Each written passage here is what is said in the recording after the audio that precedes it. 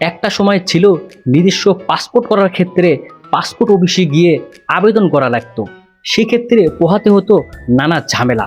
তবে এখন ঘরে বসে অনলাইন পাসপোর্ট ওয়েবসাইটে ঢুকে অ্যাকাউন্ট খুলে সহজেই ই পাসপোর্টের আবেদন করতে পারবেন নিজেরাই।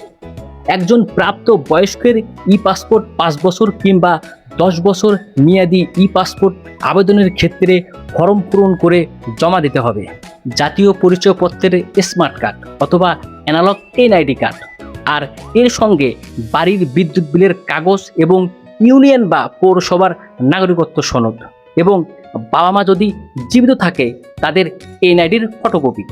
এছাড়া 20 বছর কম বয়সদের জন্য জমা দিতে হবে অনলাইন জন্ম নিবন্ধন।